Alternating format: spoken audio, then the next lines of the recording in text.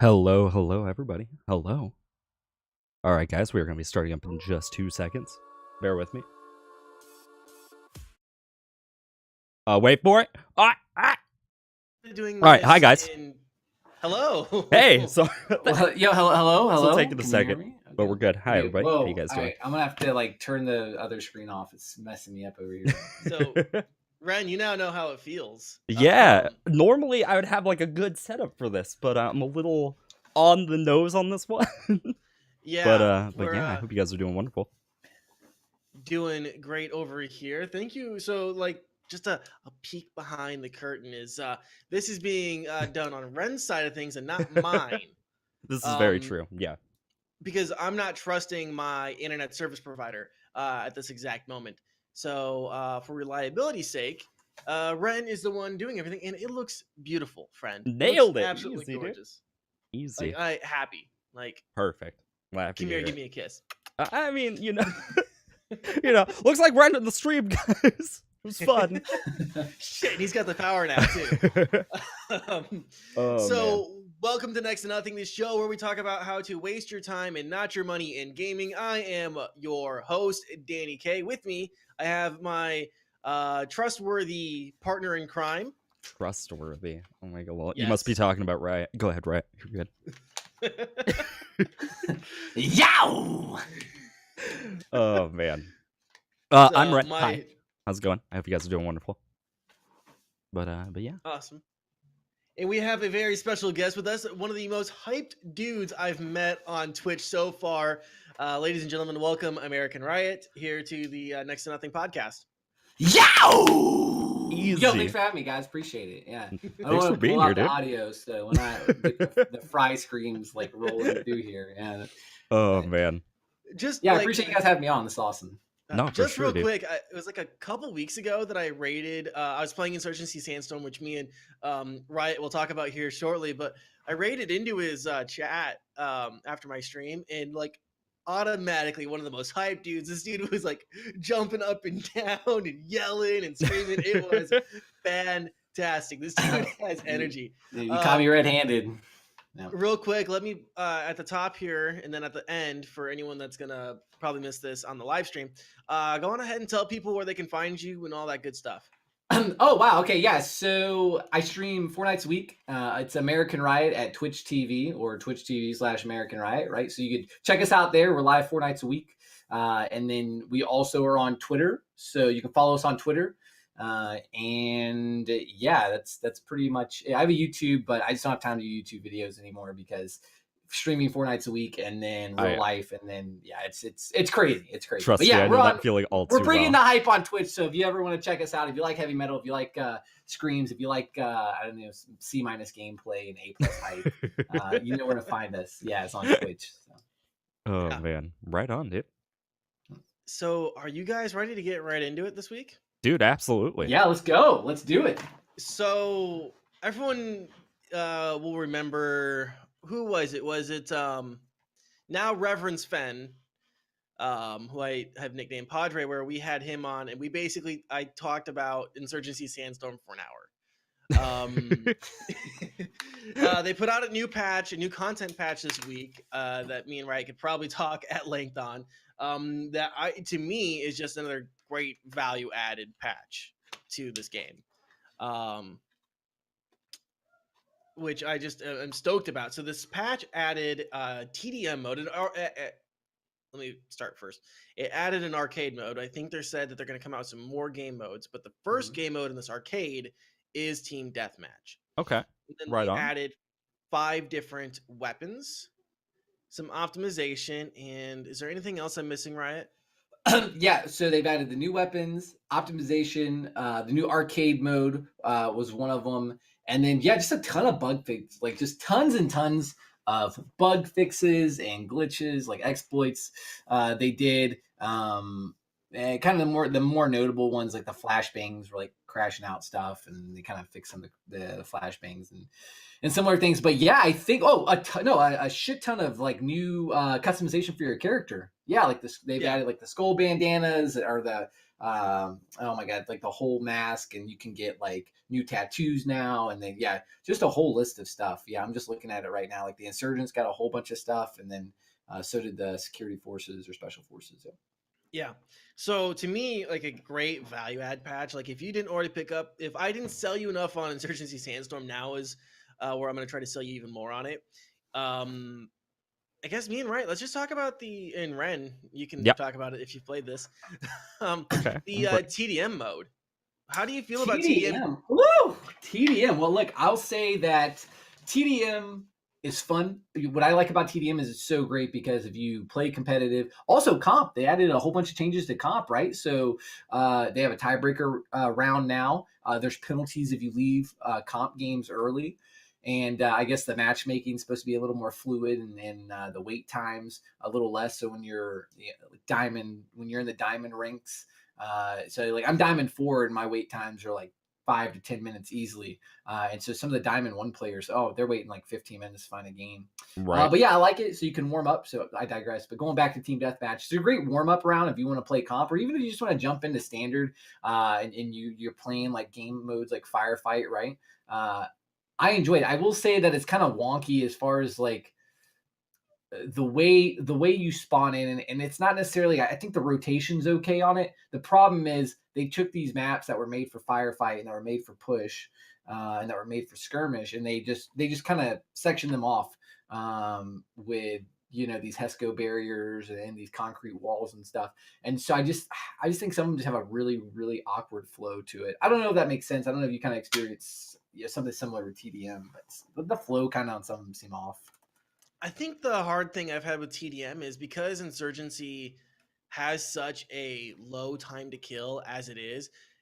I found like there's been times where I've gotten into a loop where it's like I spawn in, take 2 steps, run into somebody and die. And it'll happen like 2 or 3 times, but then usually I can find like after I get out of that loop. And I'm not quite sure like what could be done to that kind of situation. Yeah, to me that's been like my biggest problem with TDM is the time to kill. Seems to be a problem with spawning, because they do spawn you kind of in a cycle around the map.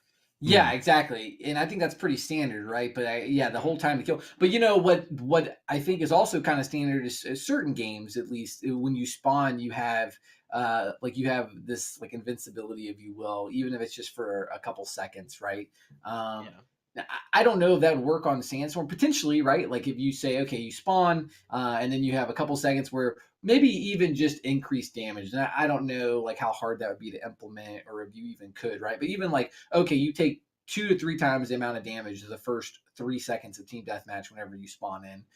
That could potentially fix it. Or even fixed spawns, but you run into just the spawn camping, or you can't really have fixed spawns, but maybe potentially have fixed spawns on, say, like one side of a map, right? So you're going to always spawn on this side of the map, but you're going to have these different locations where you spawn.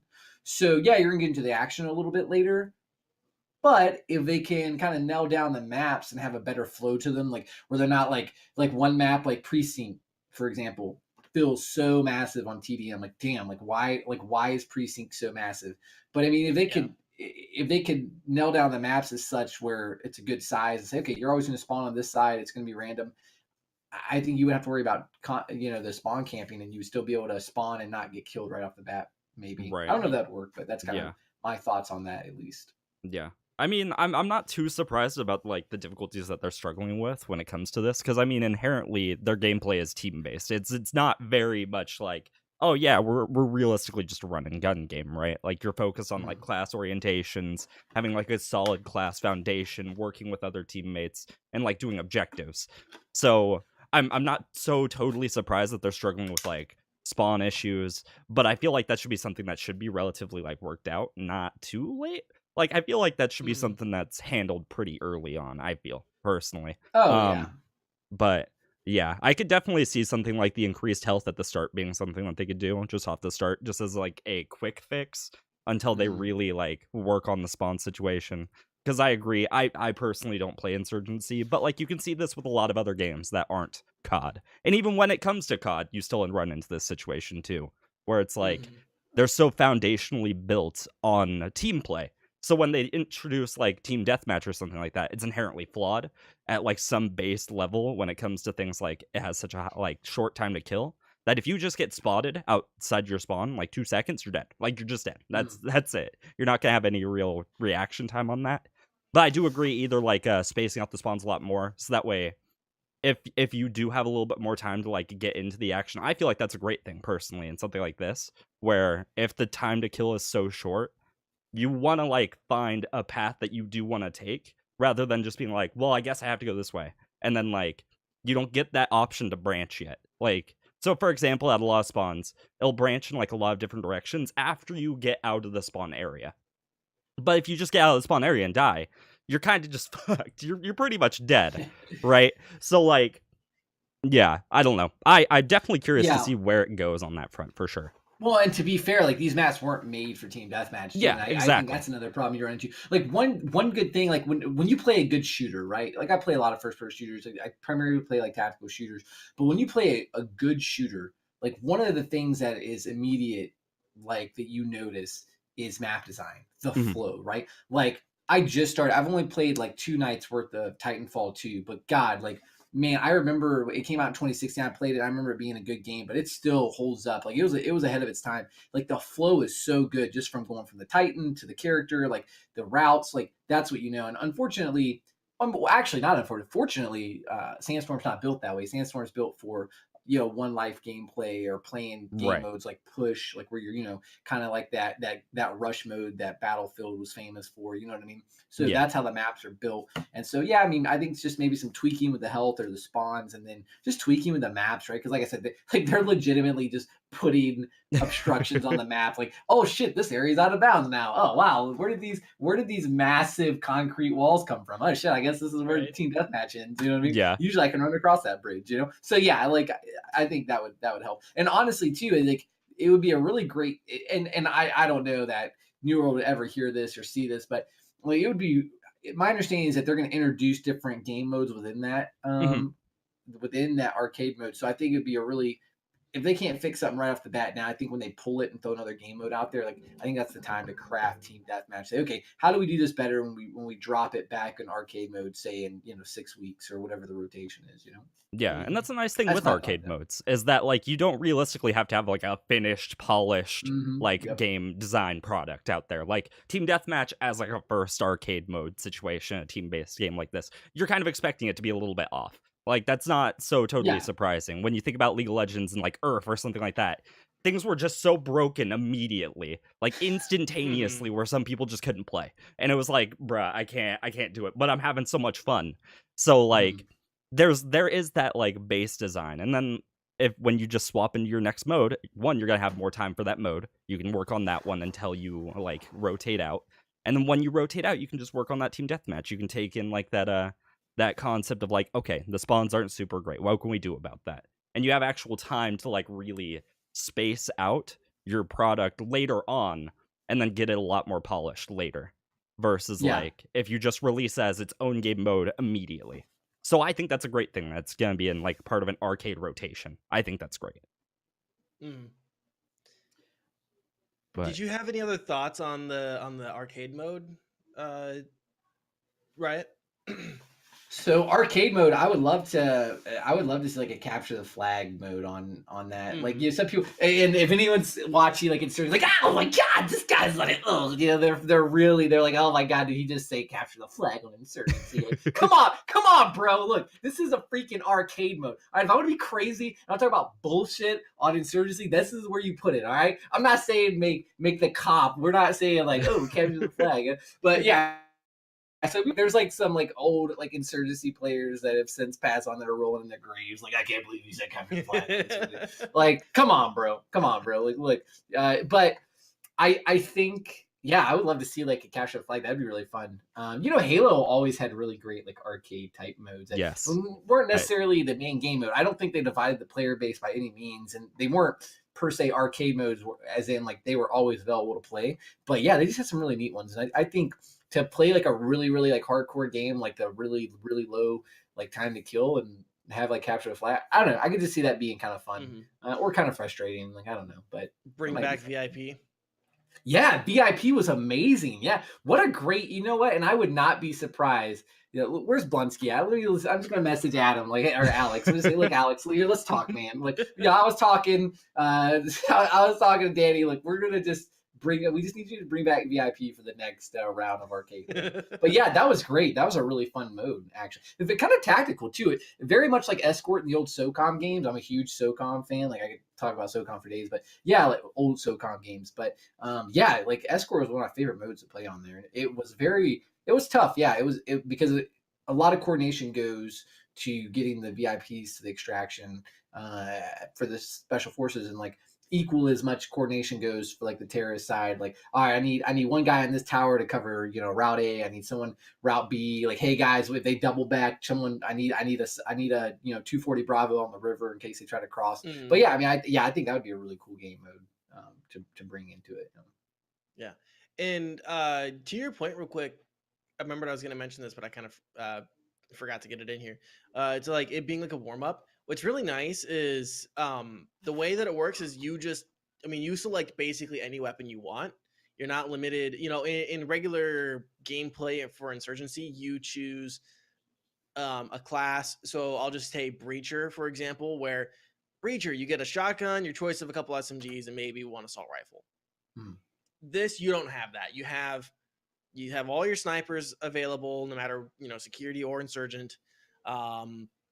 Have all of the shotguns and everything like that. You have a extra amount of points, so you can play around with the guns. But it also helps you, instead of going into a co-op mode or going into the gun range, it lets you try weapons out against actual players and how players move and how they react. And because the AI is pretty good in Insurgency, at least I think so. It's not like the previous Insurgency where the AI was really dumb. But they still don't react like real players. So this is actually a pretty good mode where, yeah, you're doing that warm up. You want to figure out how to like snipe a little bit better using the Mosin, if you like the greased bolt or not, which you're crazy if you don't like the greased bolt. Yeah, so much faster. So much faster. So much faster. And I don't hit all, I need all the help I can get. I'm not a good sniper. Yeah, I'm really not good at hitting shots, generally speaking. So yeah. As many as I can get down range. That's as many. I need the grease bolt. Yeah. I think that's something we can all get behind. We all suck. Well, you've seen my main build, which is I play Breacher, and if I'm on Insurgents, Uzi with a drum mag. 50, oh my god, so good. So what a great 50 rounds, barely have to aim, it's fine. Yeah, someone's gonna die when you have a drum mag. Oh, but speaking of that, they added. Yeah, you didn't mention it. Well, maybe you did, but they have a gun range now too. So if you don't want to just jump in and warm up with real players, because actually when you got guys like Lure Quode and Big Fry, and you're playing against on Team Deathmatch, and they're just spawning and killing you. Like Quode he's like pulling these 40 bomb games on Team Deathmatch. Like I don't need that in my life sometimes. As much as I love Lure Quode, I don't need that in my life. And so I just need to go to the gun range, and you can call an AI that charge you. And they'll kill you too if you let them get. I didn't think they shot, and that I let them run up on me because let me try to limit around the new Glock pistol, which is called a PP 940. All right, it's not a Glock, but yeah. So I was like, let me try out this new pistol, and the AI shot me. They shot me before they got up there, and I was like, damn, this gun range is kind of hard. I need them not to be as good. But yeah, they also added the gun range in the patch. So. Yeah. Well, and you mentioned new weapons. A lot of new. Yeah, the 940. Yeah, they've added 5. They added an MP5 variant for both Insurgents and Security, which sold already. I love the MP5 in almost any game. It was my main gun in the first Insurgency. Put me with an MP5 on basically any map. I was pretty happy. Yeah, the A5 is the variant. So for Security's A5, and the Insurgents get the MP5 A2. A2, yeah. Which I don't know if there's I haven't felt too much of a difference between the two guns. Yeah, it's very little difference. They handle slightly different, but not too much. Yeah, like not enough to where like it bothers me. Mm-hmm. They added a new pistol which has a high capacity magazine in it, which I think I put on. Oh God, I think I put on an extended mag and I got like 20 rounds in it. Like it's like an ungodly amount of ammo. It's like an ungodly amount of ammo in this fucking pistol, especially with an extended mag. I was really surprised because I was playing around with it in TDM. I'm like, I don't think I've had to reload for a little bit. Yeah, and I think it's a 40 caliber pistol too, if I'm not mistaken. So I think it's a 40 cal. So yeah, you don't like 1 or 2 bullets, they're done. Like I mean, Yeah. if you connect 2 shots, even 1 shot in some situations, they're done. See, and if you got 20 rounds, like, no. Yeah, it's pretty high. And then they added 2 machine guns. One for Yes. each. So I think back when we talked about Insurgency the first time, in terms of weapons, I was actually kind of disappointed with the release because there's just a lot of assault rifles, and almost every class uses assault rifles. One class use machine guns, but there's only 1 machine gun for either side. Mhm. Now they've added another one. For security, it's the M24B, right? Yeah, the 240 Bravo. No. Which I guess in real life and what they emulate in the game is that it shoots a heavier round. Yeah, it's a Correct? I think it's a 308 round, if I'm not mistaken. Mm-hmm. So that's the new LMG for security, and then they added. It's not the RPK, right? What did they add for? They added the M3. Well, it's called it's actually, yeah, the MG3. So the MG3, that's what they added for the insurgent side, which is a monster. That gun is insane. I would recommend the bipod though. I would not try to hip fire it. Yeah, hip fire at your own risk. Yeah. with I could handle in the original one. In the original Insurgency, I could handle like the LMG's hip firing. Mhm. Like, yeah, there's a shit ton of recoil, and you have to compensate for that. This game, I just, I'm just everywhere with these goddamn things. I can't aim worth shit with these LMGs, and of course, there's some dude who's just way too fucking good for his own good that is running it's around like 5,000 DPI, and he's just like firing it and is like barely pulling his mouse down, like, oh, this is easy. Like, yeah, come on, dude, I can't do this. I can't do this right now. I'm over here like 500 DPI, like throwing my elbow out, you know, and I'm like gonna go to the hospital the next day, and this guy's like, oh, maybe you should play with 5,000 DPI, you know. Yeah, it's like shooting a laser beam at me with a damn 240 Bravo hip fire. Like, get the hell out of here! Like, I don't have time for this. Like, but yeah, you're right. I will say the MP5 with the compensator and the foregrip, fucking laser. Yeah, I'm still a huge fan of the MP7. The MP7 is that's a laser. I mean, that's a really great gun too. MP5, MP7. That's why a lot of people were excited about the MP5 because it was a very reliable gun. It was a solid gun, the old Insurgency. I think it's equally formidable now in this one. So that's good. Yeah. The only thing in terms that I would like to see in the next patch update for them is increasing the variety of weapons that some classes can get. Like I can get like riflemen. Yeah, don't let riflemen get an M24 or an SMG. Makes sense, but I would like to see like the commander or the observer be able to get SMGs. I would like to see maybe the it's not the breacher, not marksman, not gunner. What's the other specialty class?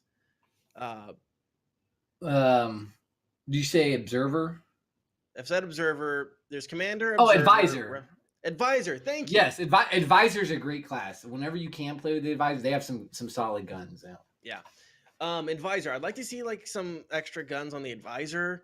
Because you can only have 3 breacher, and breacher's my main thing. So if I kind of get shut out of that, I usually go advisor. On security, you can get bullpup.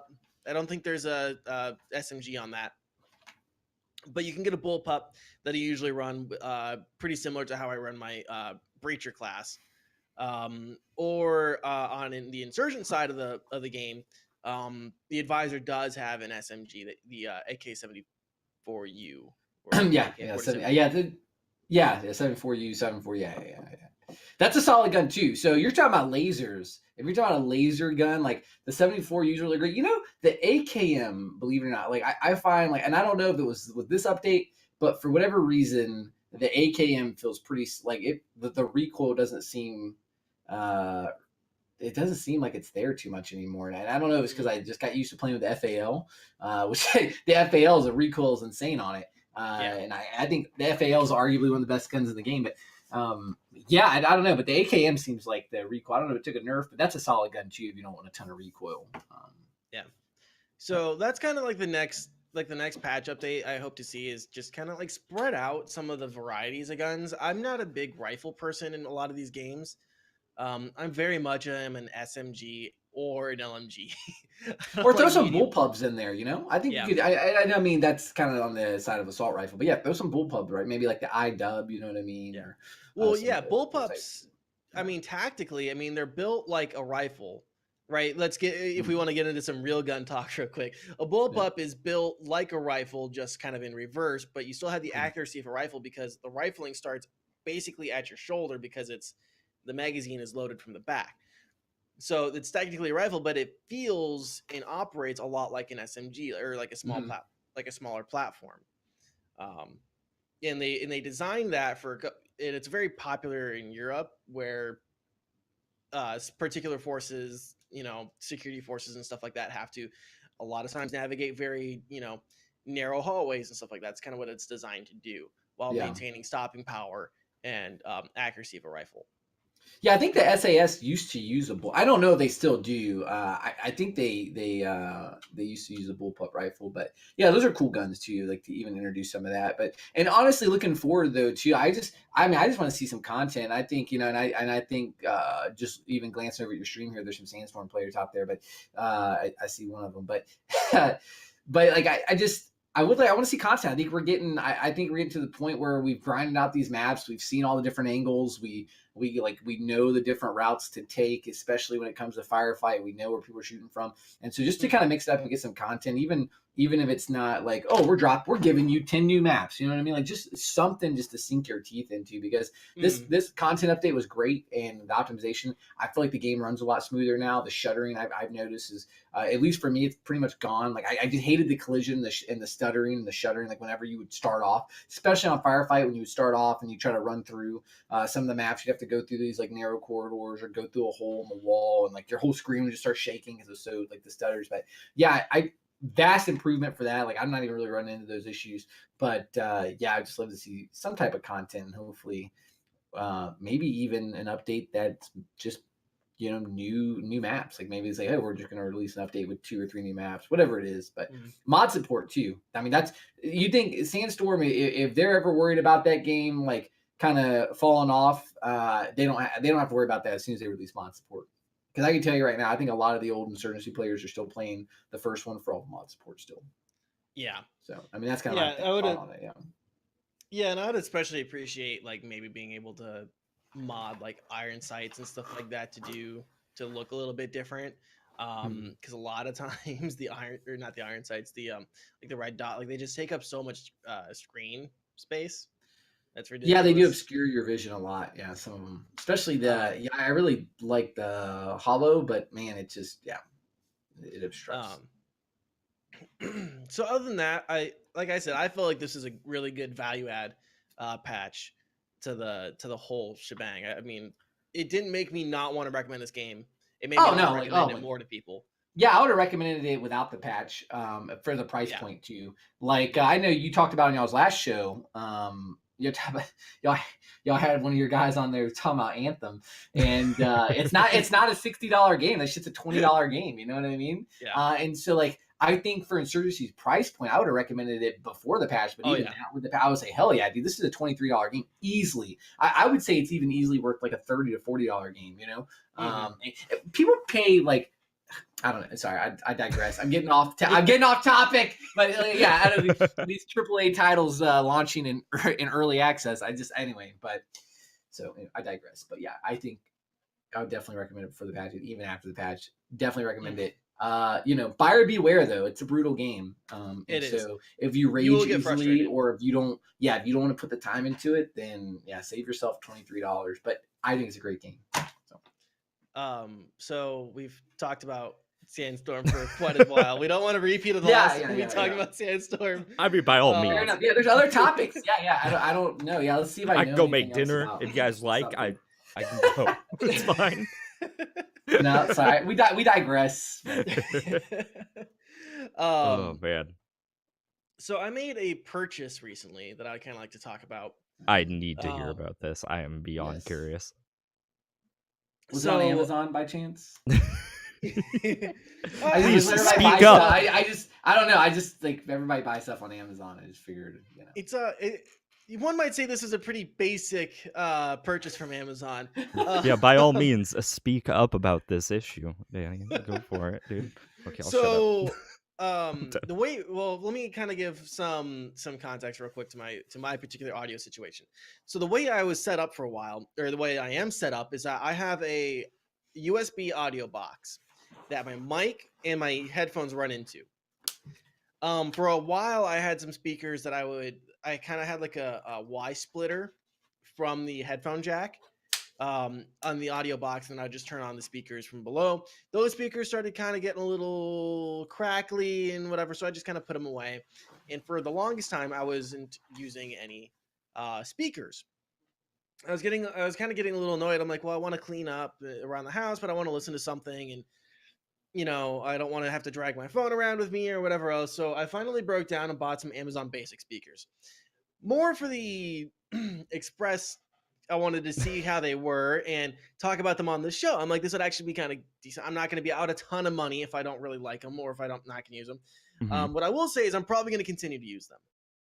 Okay. Let me get my notes up real quick. These aren't shocked. the greatest speakers in the world. I myself... Now, what what speaker person. set is this? I'm sorry. Is this like USB? Okay. All right. Okay. They're the USB Amazon Basic speakers for like right around $20, or for under $20. So let me just real quick. I am not the biggest audio snob in the world. People know I work in radio. I love podcasts. I do all sorts of things with audio. If something doesn't sound good on shitty speakers, a lot of times that's the fault of the engineer. That is the fault of the producer. So if something doesn't sound bad, don't just assume it's your speakers. Assume that because this is coming from somebody who's produced content, it's supposed to sound good on shitty speakers. A lot of times engineers and mixers will go and buy shitty speakers to mix on so they know it sounds good on that shit. Rookie mistakes, man. Rookie mistakes. Right? They swap between their high-end $10,000 speaker system, and then they go to their $10 and make sure it's still like who good. does that? Like who spends $10,000 on the speakers? Like, you know what though, guys? I'm sorry. I can't.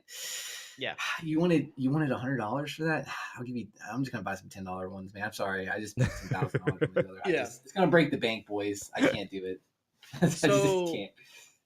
I'll probably continue to use these, but they leave a lot to be desired. So first off, USB powered, which isn't bad. I actually I went with that over the AC powered just because I have a lot of cable management issues right now, and I'm like, USB powered will be okay. I can run that to the Mobo and keep everything kind of nice and tidy that way, instead of having one cable running to the tower for audio and then another running down and around and like coiling around me like a fucking snake for power. So that's good. They're right around they're under $20. I will say it lacks any bass. Mm-hmm. If you're gonna want like a subwoofer if you're a bass fan. I listened to a couple songs that I knew really, really, really well. Like these are songs that I could recite by heart. I know all the little bass parts to these songs, and I'm like, it gets lost. bass gets lost in this. Definitely not anything for like bass lovers. I will say they can get pretty loud. Like like last night when I was went into Ren's channel, Mhm. and Ren, I told you I was gonna go lurk and go cook. I actually Yeah. turned my speakers all the way up so I could hear you while I was cooking. Which kitchen, I mean, is like really right Yeah. behind me, Right. and this is all open. Yeah. As you guys can see, that's open there, and then that's open right there. But it was still loud enough I could hear you. And there wasn't like a lot of distortion. There wasn't a lot of there wasn't like the crackliness you get when speakers, From the speakers peak. From the peaking, which was good. There's a little bit of tinniness. Like I've noticed there's kind of a tinny trebly sound in some instances, especially like I remember hearing it in the Philip DeFranco show once this last week. I don't remember what day, but there's just kind of like a little tinniness that I noticed. And then the other thing that I played some Insurgency with them. The directional sound works. Like they're stereo. They're not a 5.1 system or 7.1, but I can still distinguish enough. Like there wasn't like sometimes with these systems and how I sit related, relative to them or anything else where like maybe I hear one speaker more than the other, or that maybe one speaker is overpowered and the other isn't. That issue wasn't there. I could hear when people were walking left and right and stuff. Oh, and another thing, in terms of like Sandstorm, I played Sandstorm with the express intent of trying to figure out how well they would handle a lot of noise, because it's such a noisy game with a lot of sound design. And they handled it okay.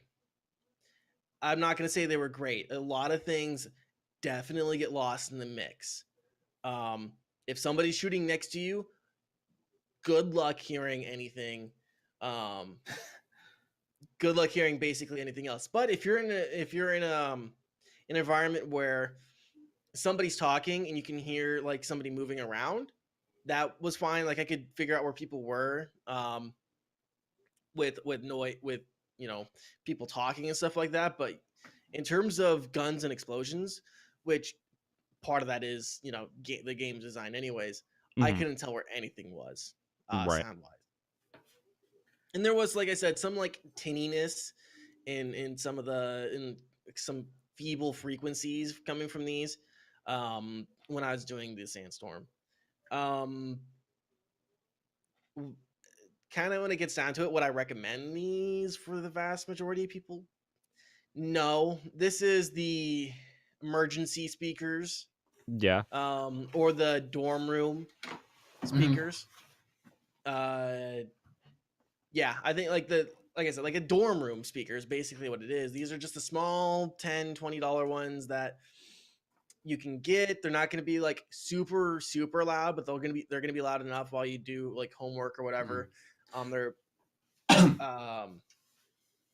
they're not going to like bleed through the walls terribly. Yeah. So if you want to crack on a little Adele while you study, throw a little classical playlist on by Spotify.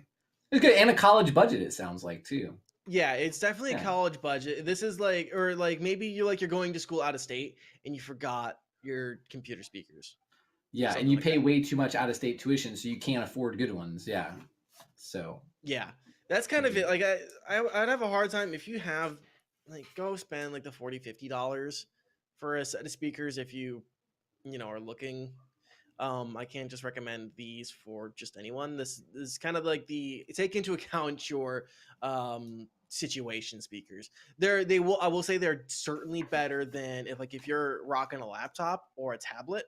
These are certainly better than the onboard speaker. That I will say. That's probably another thing. It's like if you're rocking like a PC laptop or a MacBook Air or something like that, go ahead and get something like this maybe. If you want to cheap out on speakers, they'll be better than that. And you'll certainly not get a something big louder. thing, but I mean, it's better. It's better, yeah. And so yeah, that's kind of it with these. Like I said, it lacks any bass. Mhm. Like this is gonna be like you're gonna get a subwoofer if you music and want like good EQ and stuff like that. These are not gonna be for you, obviously. Right. And in terms of gaming, they're subpar, like I said. Yeah. But for me, when like I said before, though, like it's when I'm going to go do dishes or clean up around the house that I want to not have my phone on. I want to listen to Ren do his do his stream, or I want to listen to the Philip DeFranco show while I go clean up. That's what I found I liked it for. And it's also nice to come home from the radio station and not have to just put my earbuds in right away. Mm-hmm.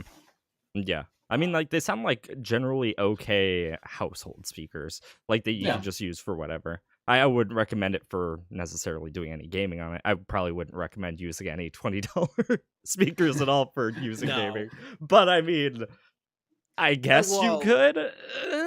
I don't know. Wouldn't recommend speakers for gaming much, anyways, unless you have a 5.1 system. Yeah, exactly. Yeah, you'd just be better off with a headset. Yeah, or honestly, a lot of USB headsets nowadays are really fucking good. Like, it is kind of shocking. I bought, and I had them for a while. I had these Sadie's 902.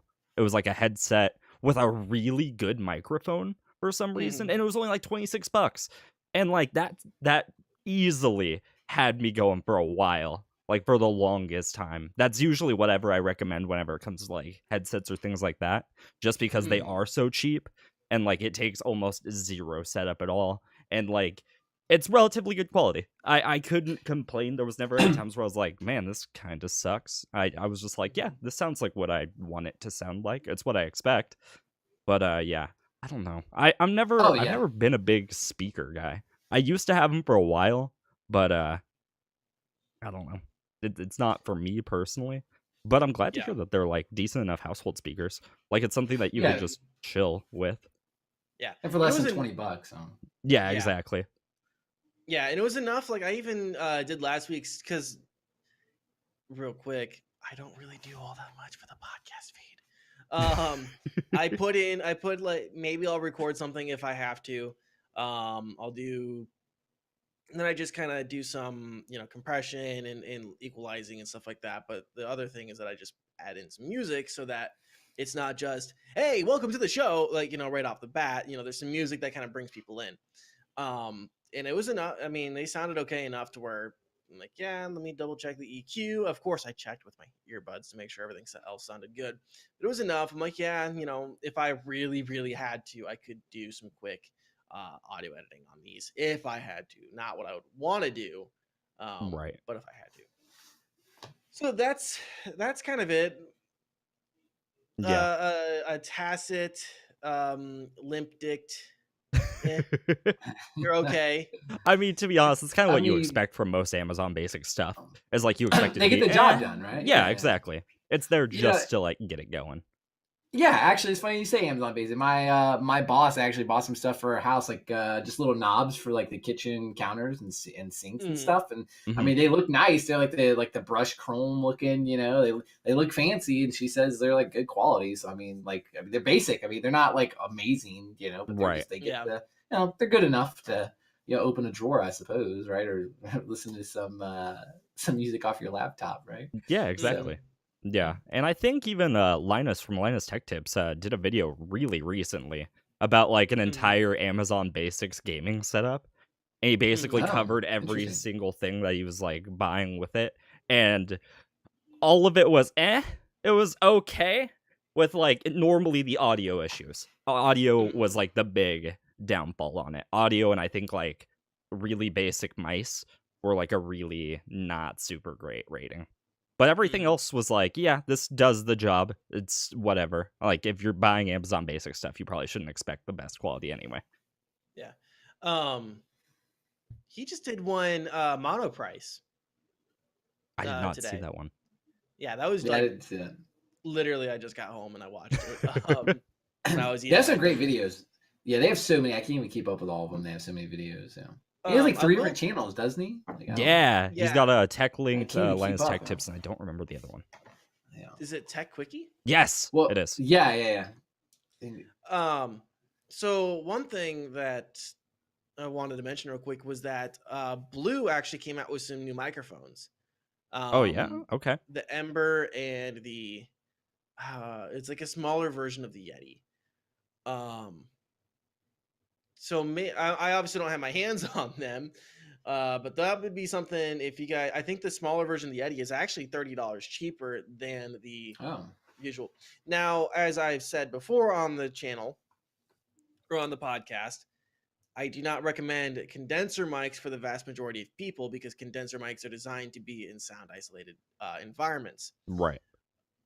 I always recommend that if you are in an environment where you have a noisy computer, if you have ventilation, AC, cat, mom, sister, or gas seat, you get a dynamic mic because it picks up a lot less sound and sounds a lot better for that kind of environment. Of course, it's always up to the individual person to decide what works best for them. But there are new mics that are one that might be cheaper. And yeah, Tiff in the chat just mentioned my cat. Even on my one dynamic mic, you can hear my fucking cat if he's 3.5 miles away. It's pretty bad. So just something for people to look out for. I've seen a couple reviews. I don't have a solid opinion on them at all. Just yet. So do we want to kind of move on from the Amazon basic speakers now? Yeah, we can go ahead and move on. I think we basically covered it. Oh, dude! Oh man, I just want to do like the face cam right now, but I can't. Okay, sorry. I think we've speaked our part on this one. Please don't ever talk again. Yep. Well, that concludes our special guest for the evening. Thanks for coming on, Riot. Yeah, it was fun, guys. It was a really good time. Oh, so there is some news about Microsoft, Xbox One, and Windows 10. Ooh, I heard about this. Actually. Yes. Yeah. I'm actually super stoked. It was their horror game, right? That kind of broke someone, like got into the files. Is that the one we're talking about? We're talking about the same thing. Yeah, there's a preview build. Let's see. Let me just. I'm trying to think of the name of that stupid game. It's like not Left 4 Dead. Oh my god, I never even played it. State of Decay. Yes. Yeah. I don't have an Xbox, but I could have played it on Windows apparently. But too busy. So this is from Rock Paper Shotgun. The author being Alice O'Connor. Microsoft may be tinkering with Xbox One games on Windows. So basically, the whole thing is that there might be a change where Xbox One game files and PC game files will become on Windows 10 will become one. Yes. And there's a special version of State of Decay that people have been trying. Let's see. Microsoft have accomplished recent Windows 10 preview builds with a note to download and test a special version of State of Decay. Given that the game's a few years old, that seemed a curious request, so folks started poking around, and that's when they started seeing that some of the files were, in fact, Xbox One files. Yeah, if I remember right, I can't remember what the file format was. I think it was like VKM, I think. Yeah. But it was a very... Yeah, okay, all right. But it was a very Xbox specific file type, and that's the same exact file type that it actually uses on the discs itself, like on Xbox discs. So people were like really, really curious about that, and I'm personally super ecstatic. But you can go on. You can continue. Sorry. Yeah, we kind of basically covered what the gist of the story is. I was kind of curious what you guys' thoughts were on the potential, like, what is this going to do to the market, or what is this going to mean for Xbox One players or PC players or anything else? Because I don't know, you can't unless it's a Windows 10 Xbox One game store game, you can't do any sort of file sharing between the two platforms, can you? Not that I'm aware of. I believe so, no. I'm personally really excited for it. that's been honestly, I mean, like, we're in the age, like, this is the year where a lot of people are doing the multi-platform sort of thing. Like, a lot of games now are like, yeah, we do multi-platform. We work for like Switch and like Xbox and like PC all at the same time. And it's like, really? You could what? You're able to do that? What? And Warframe's just like, yeah, no, we're gonna work on that now. And Fortnite's already on it, and there's some other games already on it, and that's a great selling point right now. So I feel like this is a very solid like transition move for the Xbox, specifically because one, it's not selling very great. The Xbox One isn't doing nearly as well in comparison to like the PS4. Just because like its lack of exclusives and the games that it's even releasing aren't super fantastic to begin with, which is kind of feels bad. There's games that are good on it, but then again, I don't want to pay $300 for a console to play it. So it's really that whole game. If I can just buy those games and just play them on PC, I'll be happy. I'll be beyond happy. And if people really want that console experience, which a lot of people do, and I can't really like shame them for it, but you still have that option. That option doesn't change. It doesn't really go anywhere. I don't know. I'm excited for it. It's something that I've wanted for a long period of time. I'm hoping that maybe they'll even release some of the older games. This has been one of the things I've wanted, where like I would have been so excited if they re-released like the Halo 1 and 2 at least back on the PC, because they were initially PC games as well as Xbox games. So yeah, and didn't threaten lawsuits on people who want to make mods of the Halo 2. exactly. So that's basically where I am at that part. I'm hoping that it's gonna be really something along those lines. I don't know if that'll be the case, but I mean, like, it seems like a reasonable assumption if they're literally taking the file type that they use on the disc and they're just like, yeah, no, we're just going to use that on the game store in Windows. Why not? And it's like, okay, all right, I guess. If I remember right, because I think I was listening to Linus talk about this as well. I think that was the actual executable file for the game itself. Like, I think that was the executable that the Windows Game Store ran whenever it tried to run the game. It didn't like have its own separate executable file like you'll find on normal PC games, where it's a .exe or something like that. It was actually like transferred through like the game store itself, which I think is a good thing. That's a really good thing. Yeah, exactly. The Xbox servers at the start. Yeah, but I'm super excited. I'm stoked.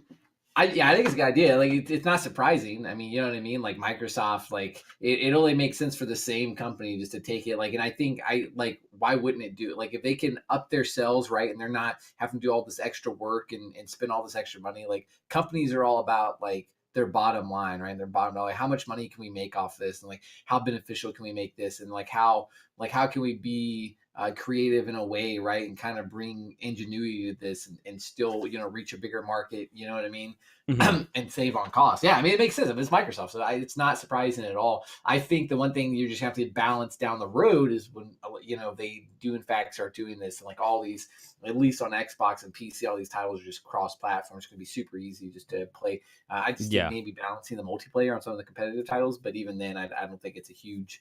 You're playing Elder Scrolls Online. It's like a matter, right? Yeah, you know what I mean. But, and especially with a lot of consoles nowadays, even supporting keyboard mouse, like that. It's a fair enough assumption at some point that people will just be like, I could just buy like a cheapo keyboard and a mouse and I'll be okay. It's not like the end of the world if it's just like, I spent like $40 on a keyboard and mouse set, and like it's not super great, but it's definitely better than a controller for these kind of controls. And you know, think of it, like when you talk about this too, like you think, well, it's the same company, like, and that makes sense. But I heard it, or I read it somewhere that PC gaming now, with prices coming down and just it being more accessible to people, like PC gaming is bigger than it's ever been. So if you look from a company's perspective, like I tell you, 4 of my best friends, we all grew up on console together. A couple of us had PC experience beforehand, you know. Playing like the Battlefield 1, you know, like the old Battlefields and stuff, Battlefield 2. But we went to console, and then as we grew up, we all one by one made the transition back to PC. And my buddies showed me how to build my PC. That's how I learned, and it's just so accessible now. I think they're seeing like their sales go down, and they're seeing like this move towards PC gaming, and a lot more people. It's more commonplace for people just to like, oh, I game on PC now, whereas, you know, 10, 15 years ago, it wasn't as common, right? And so, I think that just the move is just making sense, right? Yeah, exactly. And not to mention even the cloud services that are coming up nowadays too. These cloud services that are allowing people to play on like high-end rigs on a cheap computer. Yeah. That's there's a very like a really good there's a point on really that. big one that I never even heard about that until recently. And they think they started in the UK. They're coming over to the US now. I mean, it's one of the top. Yeah, I think it's like one of the top 2 cloud services. I'm trying to think of the name, but yeah, it's massive. I'm actually I didn't even realize I'm I'm drawing a space blank. off on the name What is too. it? Yeah. Oh my god, what's it called? Because I know a few people that use it.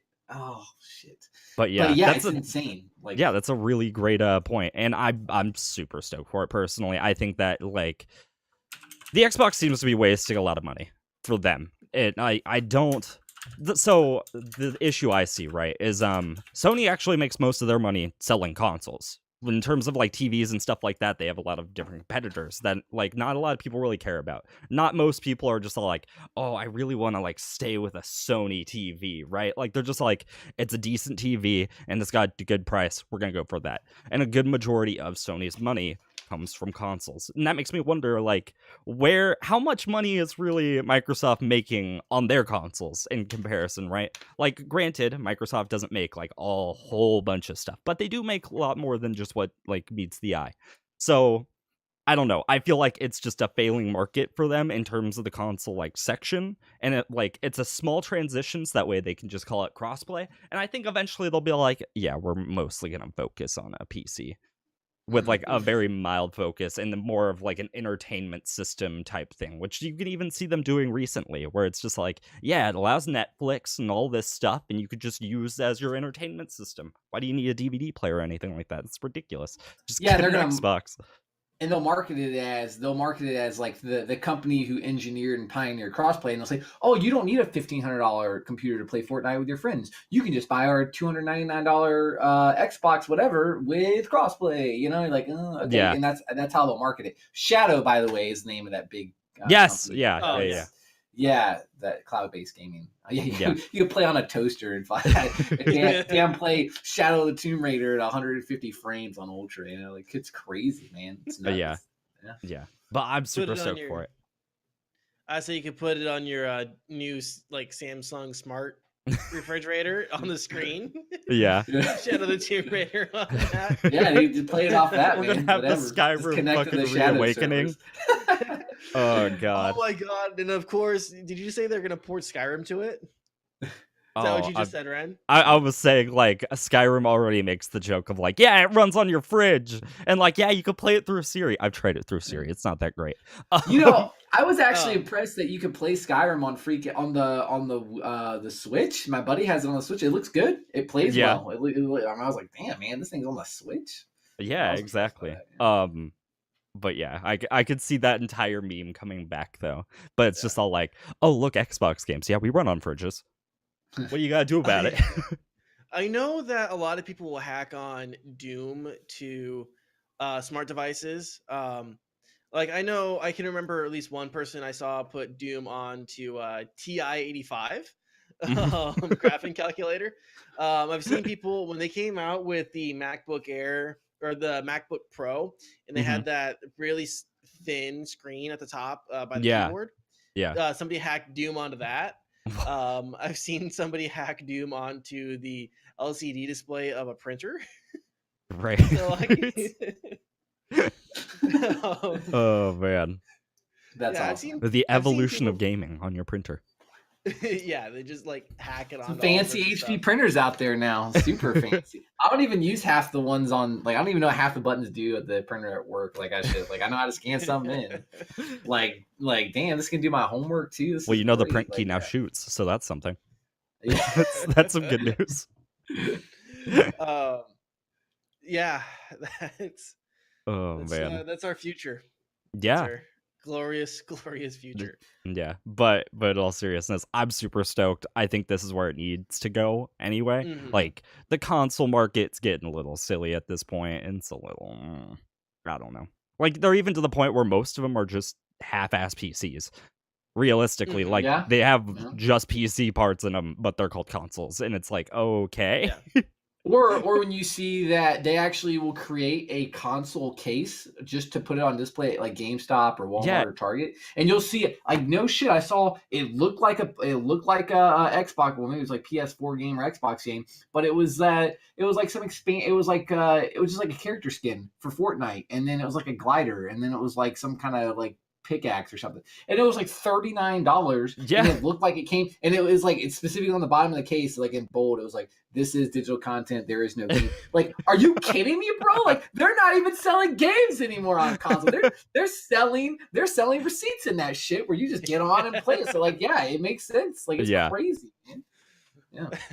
Yeah. Oh man. So I had one more topic that I'd like to talk about, kind of like a think piece that I enjoyed seeing. And it's about something that we haven't been doing really here, which is respecting customers' bandwidth. Oh, jeez. Yeah, what are you streaming this in 4K right now? God, yo, rip whoever 16K unlimited plan on your cell phone right now. I'm just saying that really, what are you doing? What are you doing watching us? What are you doing listening to us? Well, shut up, Dave. Like Bill and Ted's Excellent Adventure. Hey, can you sign our CD from the future? Oh man. So this actually came from PC Gamer. Let me pull up the article. And we've mentioned this before with certain patches that are like way too large and waste Fallout 76 re-downloading itself. Yeah. So this was from PC Gamer to add insult to injury on 76, huh? Yeah. Oh man. So yeah, it was PC Gamer, Jared Walton. 1 second. If you guys want to pull this up. Oh, we got it.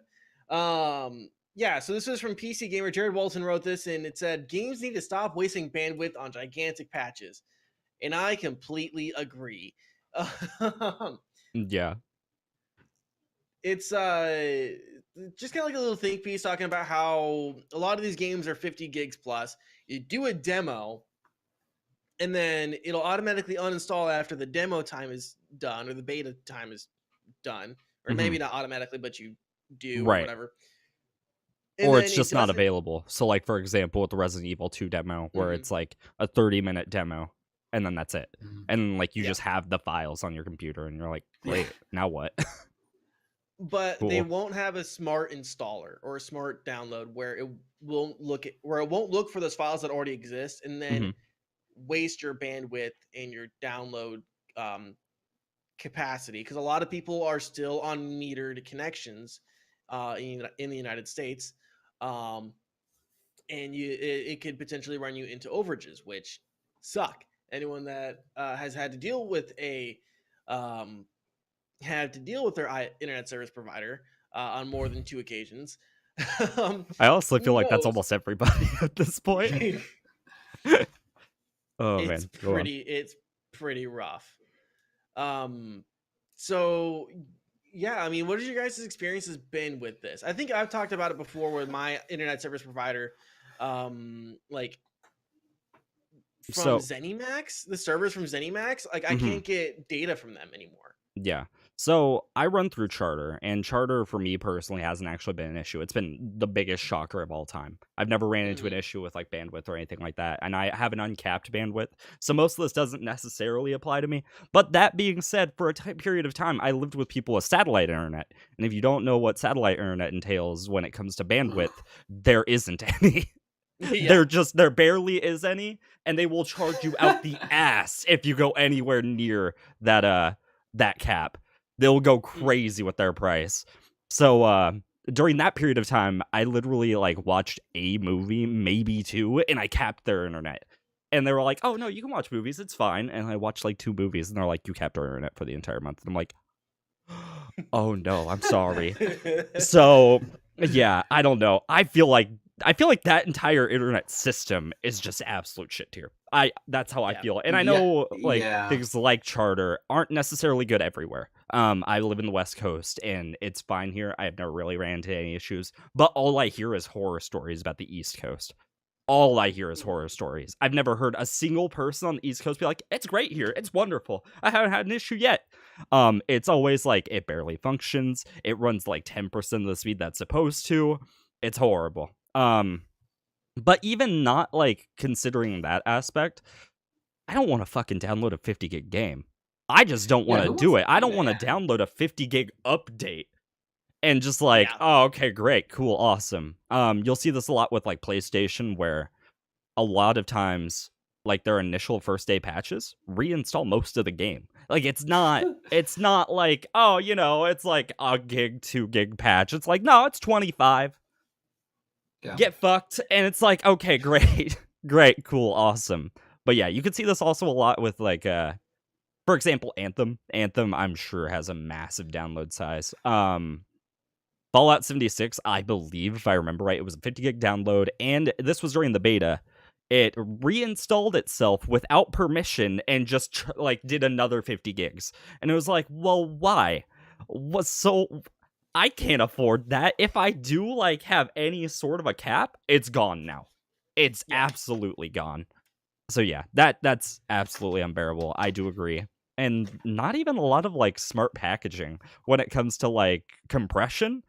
Most of them don't even like compress like half their files, and it's just like, no, we'll just send the entire fucking game. How do you feel now? Yeah. It's like, great, cool, awesome. It's kind of like trying to the way to describe it almost is like trying to put ice through a fire hose when they don't do that. Yeah. You're just clogging it up, and at the end it's just gonna it's just gonna keep piling up at the and it's gonna slow everything else down. Yeah, in terms of like because I'm on a metered connection. I'm at 1,000 gigs a month. Before I started streaming, I was at 200, and I started going over. Mhm. And I thankfully didn't get overage charges because, and here's something: if you ever do the, I'm on MediaCom, Mhm. which I'm not going to talk about the glorious days when I was at it on. I've talked about it before. I used to live in a town that had some of the only municipal internet in the country. Mhm. I'm gonna leave it at that because it was glorious, and I'm gonna cry remembering. Oh man. So I was at 200 gigs, and they told me that if I upgrade my plan, this was over a year ago, that if I upgrade my plan, it would take effect immediately. Fun fact, that wasn't true, and they tried to charge me over, but I saved a PDF. I downloaded the chat log and said, I have receipts, motherfuckers. You're not charging me. Oh man. And I'm kind of curious, how much did you get charged? Like, how much do you pay now for $97. And what's your download speed that they give you? Because I pay about 90. You get a terabyte, or I mean a gigabyte? No. Yeah, I pay 100 down. I think 100 down. Yeah. 10 up. Okay, yeah, I have 150 down, and I get like 20 to 25 up. I pay 85. Yeah. Wow. Holy cow, the cat is. Wow. Oh, like I feel like the cat's not a fan of data capping people either. So I feel like he's not super into it. I'm feeling this right. Yeah, like oh my god, that's the worst. Well, I'm actually curious. Do you have a data cap? Because for me personally, I don't. I don't know that I do. You know, it's funny that you say it. I'm gonna pull it up because I actually just paid my internet bill, and I saw on there where it told me. So let me see if I do or not. That's actually a really good question. Yeah, because I don't know. For me personally, maybe it was just because the internet provider that they had when I lived with them.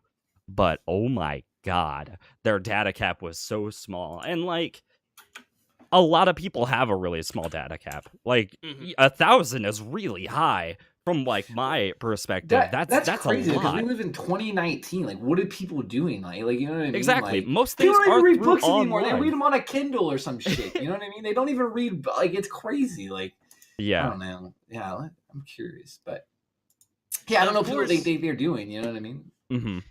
And of course, what I've been told that this is kind of a uniquely American situation.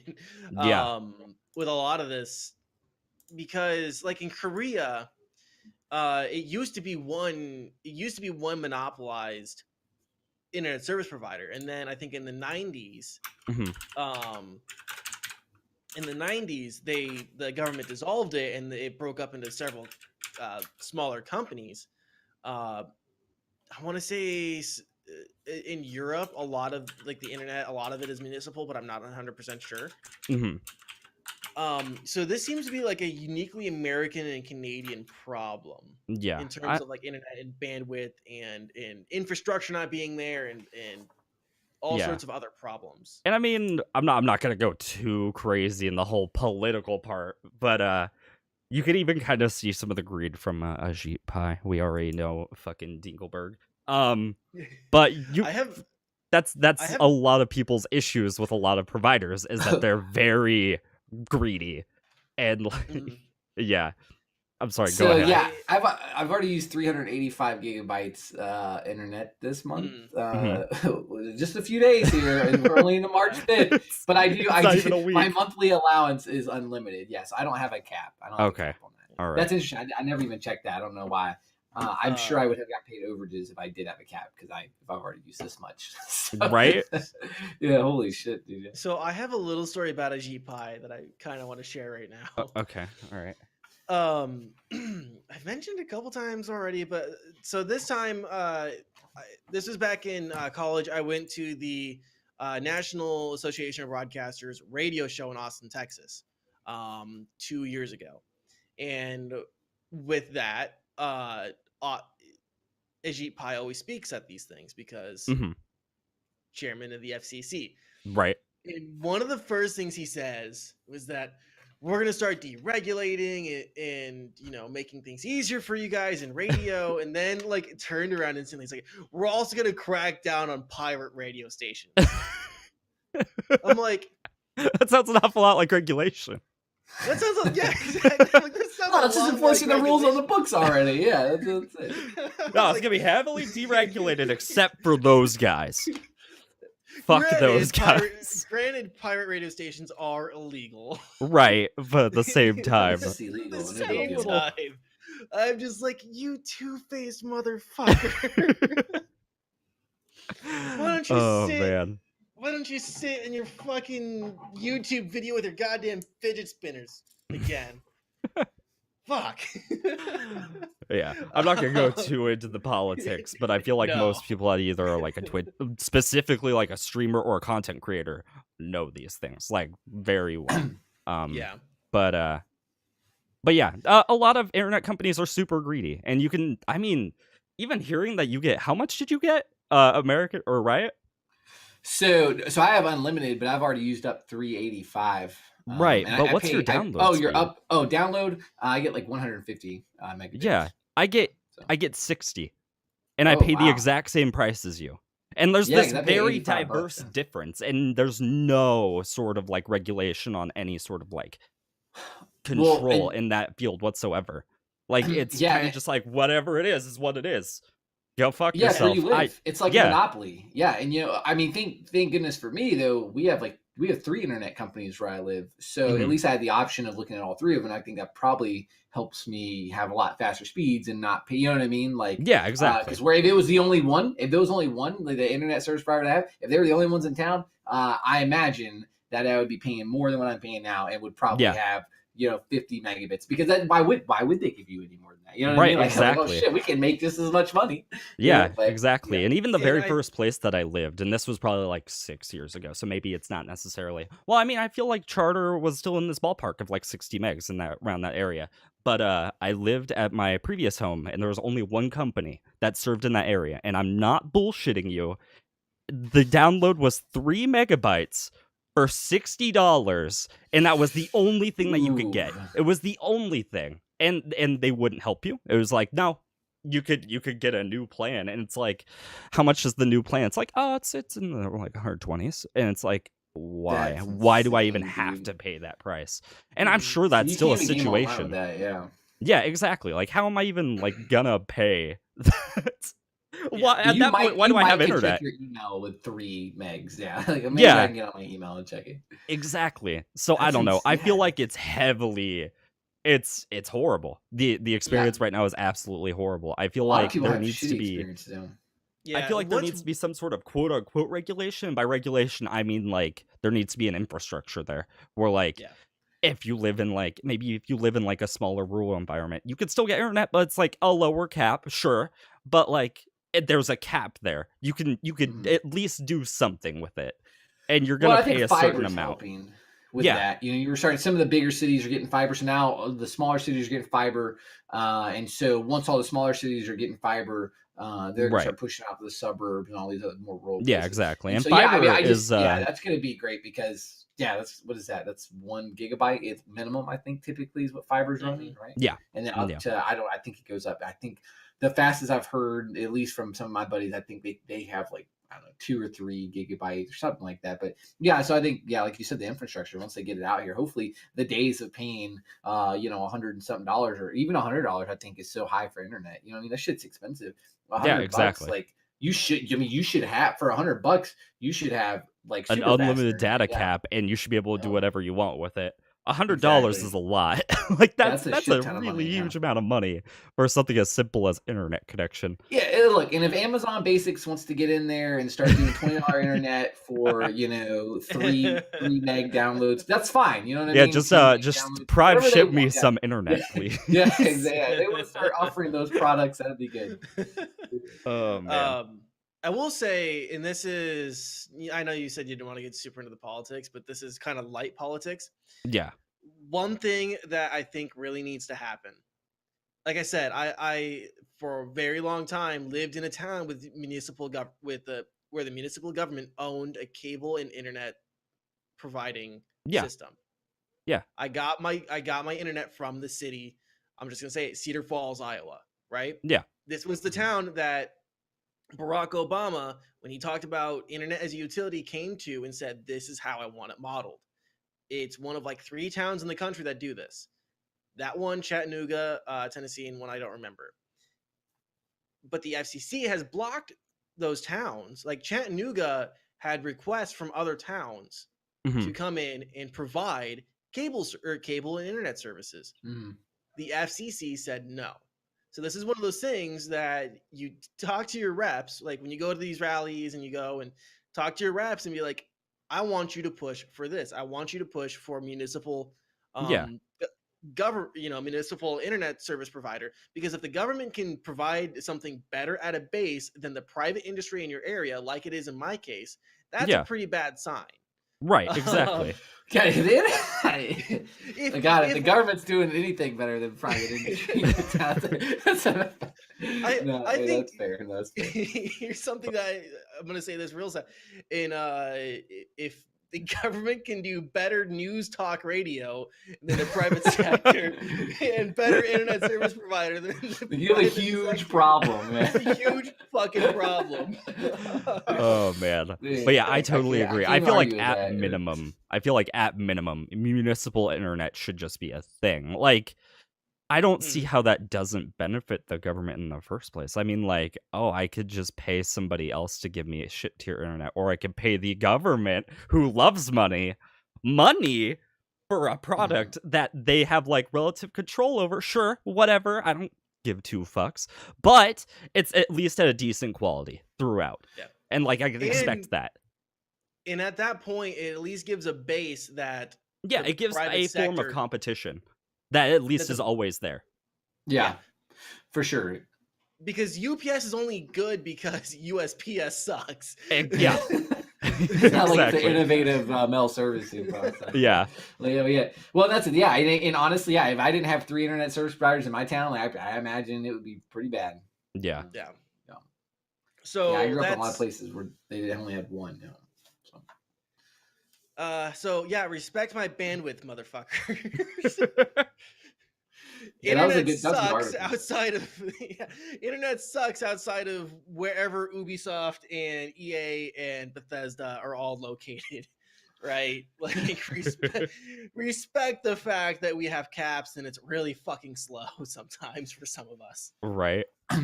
Yeah, and I never even thought when I saw that article, I wouldn't even thought like about someone that has 4 or 5 kids that are all on their tablets or who are doing homework or you know what I mean, or doing assignments online. Like, I never would have thought, I was like, oh shit, that is a lot of internet usage. You know what I mean? Like, my wife and I use a shit ton, like, a lot of people burn up a lot of internet by just not doing a whole lot. Like, that's a very big thing. When I hit a data cap watching a fucking 1 movie, we have a problem.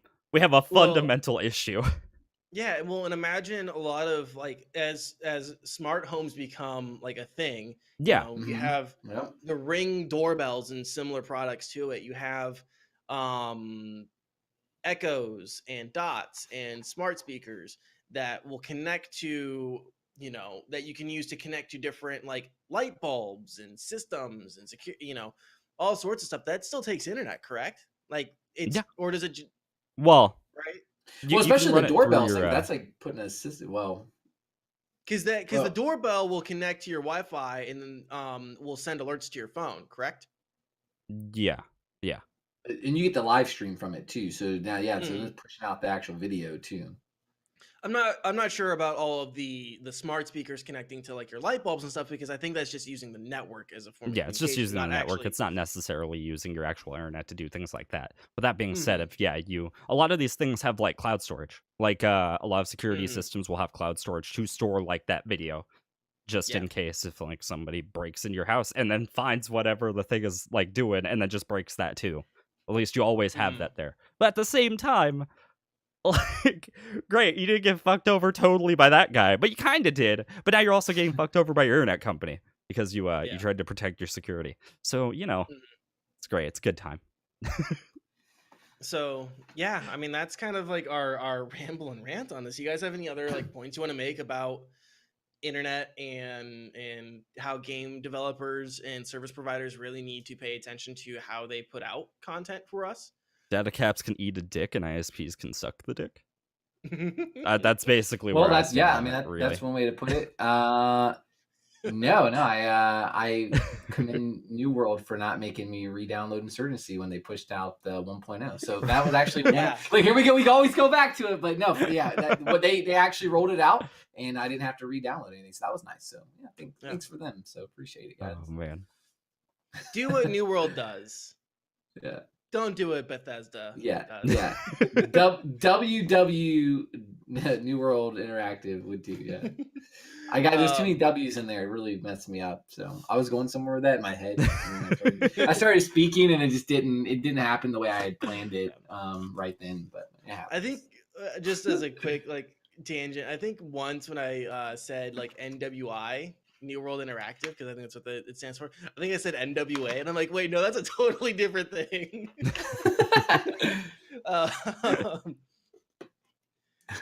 So let's go on ahead. I think we can call it here, unless you guys have anything else you want to talk about. No, I think I'm good. I think I've talked about everything I wanted to talk about. We kind of just Yeah. ranted on internet companies for a while. So yeah, that Yeah. basically covers everything I ever want to talk about all the time. Well, I really So, yeah. appreciate you all having me on the pod. I've never been on a podcast before, so this was a unique experience, and I really enjoyed it. That's actually pretty cool. So. Well, Riot, before we go on ahead and tell people where they can find you, what they're gonna find when they get there, all the socials, the Twitch, any announcements you want to make, and do it right here, right now. Ooh, yo, right now. All right, let's talk. All right, so real quick. So, well, I guess I'm American Riot. I honestly, I love to entertain people. I'm this random dude from the backwoods Appalachian Mountain who just like had like this dream in my head, like, man, let's go out and make something. And I'm just shocked that you all show up. So we stream Monday through Thursday. You can find us on Twitch TV under American Riot. Also on Twitter, I recently I just joined a stream team called Team Apex.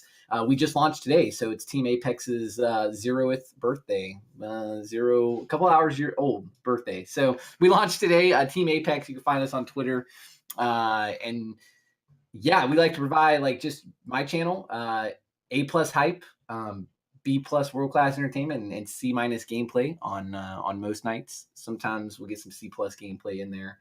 But yeah, I just like to have a good time, over the top, just love heavy metal, rock and roll, and having a good time. And you get some death metal screams in there occasionally, some fry screams, some yows, and just all over the place. But it's a good time, so I enjoy it.